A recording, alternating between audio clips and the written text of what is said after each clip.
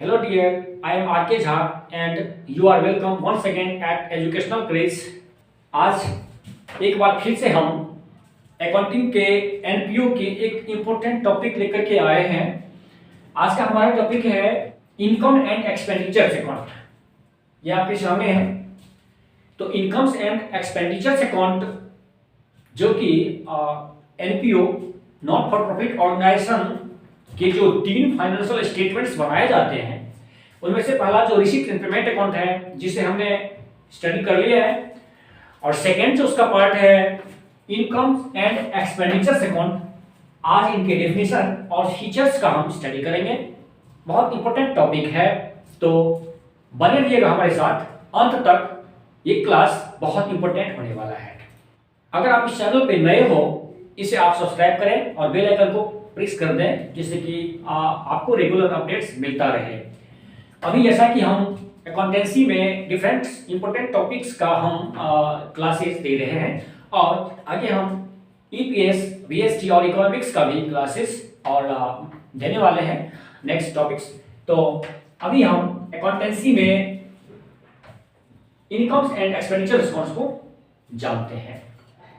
अगर आप हमारे साथ ऑफलाइन क्लासेस में जुड़ना चाहते हैं तो हम ऑफलाइन क्लासेस भी देते हैं, और हमारे ऑफलाइन क्लासेस में ज्वाइन करने के लिए आप हमारे दिए हुए मोबाइल नंबर पे कांटेक्ट कर सकते हैं और जो इन्फॉर्मेशन है वो पा सकते हैं। तो चलिए आज का जो हमने टॉपिक लिया features of income and expenditure account, but उससे पहले हम इसका डेफिनेशन जानते हैं। ये ऐसा अकाउंट्स होता है जिसमें जो सारे इनकम्स होते हैं जो रेवेन्यू नेचर के और एक्सपेंडिचर्स होते हैं रेवेन्यू नेचर के, उस सारे को लिखा जाता है डेबिट क्रेडिट में, और ये किसी एनपीओ के द्वारा बनाया जाता है। तो इसे हिंदी में हम लोग आय व्यय खाते कहते हैं। तो आय व्यय खाता जो होता है किसी गैर लाभकारी संस्था, किसी नॉट फॉर प्रॉफिट ऑर्गेनाइजेशन के द्वारा बनाया जाता है सरप्लस और डिफिसिट जानने के लिए।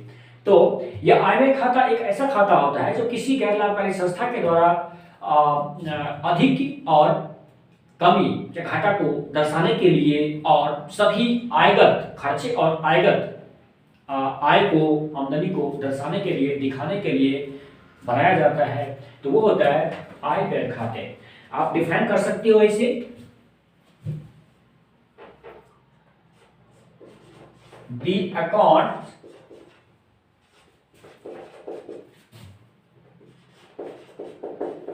which is prepared by an NPO to show its all the revenue, expenditures and all the revenue, incomes related to current year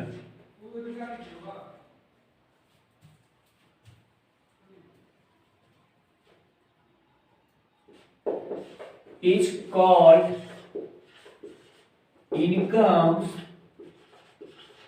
and expenditures account। तो ये होता है इनकम एंड एक्सपेंडिचर्स अकाउंट। कहता है the account which is prepared by an NPO. ये ऐसे account होते हैं जो किसी गैर लाभकारी संस्था के द्वारा बनाए जाते हैं to show its all the revenue expenditures. इनके सभी आयगत खर्चे और ऑन द रेवेन्यू इनकम्स, और सभी आयगत आमदनियों को दर्शाने के लिए। और वो आयगत खर्चे और आमदनी जो होते हैं वो चालू वर्ष, चालू वित्तीय वर्ष से संबंधित होते हैं, रिलेटेड टू करंट ईयर से रिलेटेड होते हैं। तो वो होता है आय व्यय खाता, इनकम एंड एक्सपेंडिचर अकाउंट।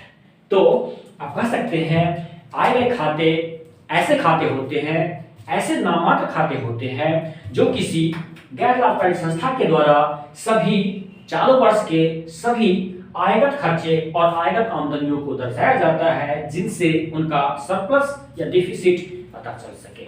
और ये जस्ट लाइक ट्रेडिंग कंसेप्ट की तरह जैसे फाइनल अकाउंट बनते हैं, ऐसे ही ये फाइनल अकाउंट की तरह है जो किसी एनपीओ के द्वारा तो बनाया जाता है। तो ये डेफिनेशन हम जान गए। अब चलते हैं हम इसके फीचर्स पे। बहुत इंपॉर्टेंट टॉपिक है ये, features of income and expenditures account. इसमें कुछ ऑब्जेक्टिव्स में भी पूछ देते हैं इसमें से, और ये लॉन्ग टाइप के क्वेश्चन में भी आपको आ सकते हैं, features of income and expenditures account. चलिए, इसका फर्स्ट फीचर है income and expenditures account is prepared by an NPO from the receives and payments account and additional informations.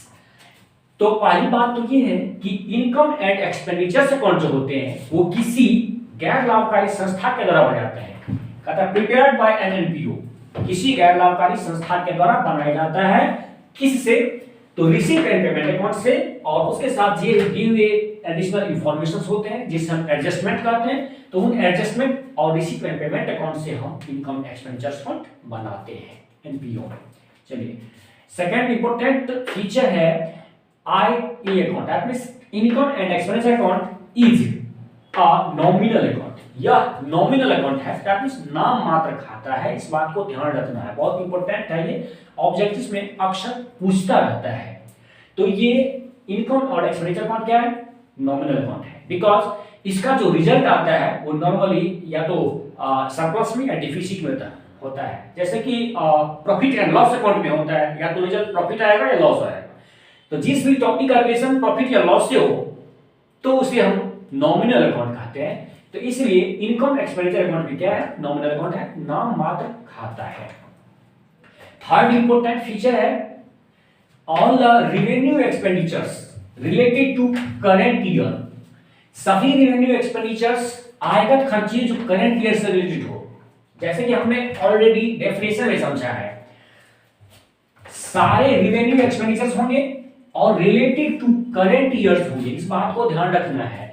Current year मतलब होता है जिस साल में आप संस्था का काम चला रहे हो, चालू वर्ष होता है। तो चालू वित्तीय वर्ष होता है, उस वर्ष के जो भी है खर्चे और रेवेन्यू आयगत होना चाहिए। आयगत खर्चे का मतलब ये हुआ कि जो डे टू डे एक्सपेंस होने वाला होता है, जैसे कि सैलरी, वेजेस, सब्सक्रिप्शंस, जैसे कि डोनेशन अक्सर मिलते रहते हैं, और इसी तरह से electricity bill, advertisement, sports material, ये जितने भी होते हैं नॉर्मली खर्चे जो डे टू डे या हर मंथ या पर ईयर होते रहते हैं, वो सारे खर्चे होंगे जिसको हम डेबिट करेंगे। तो रेवेन्यू एक्सपेंडिचर्स जो भी हो गए करंट ईयर के, उनको हम क्या करेंगे? डेबिट करेंगे। डेबिट का मतलब होता है डीआर, डेबिटेड। तो हम इनकम एक्सपेंडिचर अकाउंट के डेबिट साइड में, डीआर साइड में लिखेंगे सही रेवेन्यू एक्सपेंडिचर्स को। And all the revenue incomes related to current year, चालू वर्ष से संबंधित जो भी रेवेन्यू का इनकम होगा, आयगत खर्चे होंगे जो या तो हर दिन, हर महीने या हर साल जो आमदनी या आय मिलते रहते हैं, तो उनको हम लिखते हैं इनके क्रेडिट साइड में। क्रेडिटेड का मतलब होता है credit side, credit to I account. तो ये हम समझ गए सभी रेवेन्यू एक्सपेंडिचर्स जो चालू वर्ष का हो डेबिट साइड में, और सभी रेवेन्यू इनकम्स जो चालू साल का हो उसको क्रेडिट साइड में लिखते हैं। इस बात को ध्यान रखना है। यहाँ पे हमने सिर्फ रेवेन्यू का डिस्कशन किया, कैपिटल का नहीं किया। ऑलरेडी हम ये जान चुके हैं कि कैपिटल या रेवेन्यू जो भी आइटम्स होंगे वो कैश में अगर ट्रांजैक्शन हुआ होगा तो उसको हम डायरेक्ट डालते हैं कहाँ पे? रिसीव पेमेंट अकाउंट में दिया रहता है वो। लेकिन यहाँ पे कैपिटल आइटम्स नहीं दिया जाएगा। इनकम एक्सपेंडिचर्स अकाउंट का रिलेशन कैपिटल आइटम से नहीं है, इस बात को ध्यान रखना है, सिर्फ रेवेन्यू आइटम्स का है। चलिए, fourth point, it's prepared on accrual basis like a profit and loss account. ध्यान देना है, ये इनकम एक्सपेंडिचर अकाउंट जो बनाए जाते हैं वो एक्रूअल बेसिस पे बनाए जाते हैं, उपार्जन अवधारणा के हिसाब से बनाए जाते हैं। एक्रूअल बेसिस बोलता ये है कि अगर आपने कोई एक्सपेंसेस कर लिया, बेनिफिट ले लिया, बट उसका पेमेंट नहीं किया और वो करंट ईयर से रिलेटेड है, तो उसका आप लेखा करेंगे।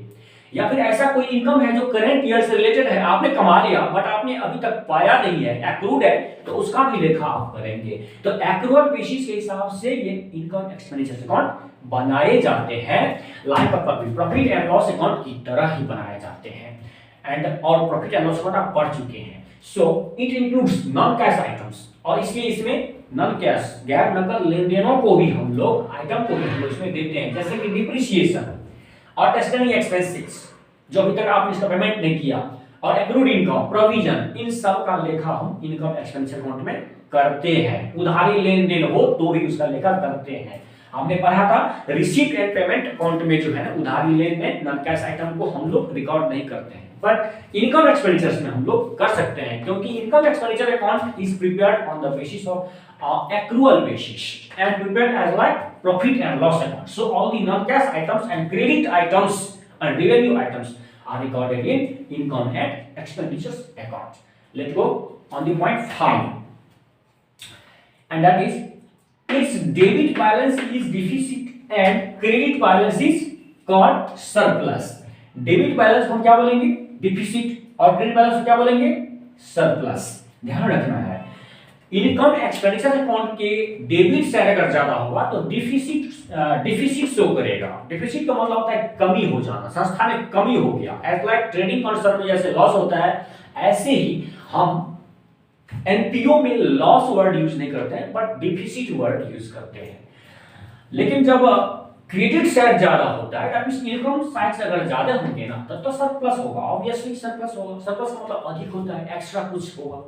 तो यही सरप्लस जो ट्रेडिंग कंसर्न में प्रॉफिट का नाम दिया जाता है, बट यहाँ पर ये एनपीओ है, इसलिए इनका नाम सरप्लस पड़ा। तो ये सभी इंपॉर्टेंट फीचर्स हैं एक एनपीओ के, बहुत इंपॉर्टेंट है।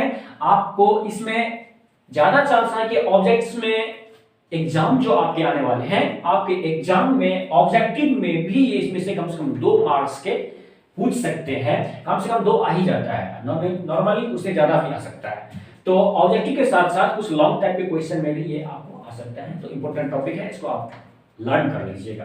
बाय द वे प्रॉब्लम हो तो आप हमें कमेंट करके पूछ सकते हैं। आई होप ये वीडियो, ये क्लास आपको समझ में आया होगा। अगर क्लास अच्छी लगी तो इसे लाइक कर दीजिएगा और शेयर कर दीजिएगा, और चैनल पे अगर नए हैं तो चैनल को सब्सक्राइब कर दीजिएगा और बेल आइकन को प्रेस कर दीजिए, जिससे कि रेगुलर अपडेट आपको मिलता रहे। मिलेंगे फिर से नेक्स्ट क्लास में। ओके बाय, टेक केयर, जय हिंद, जय भारत।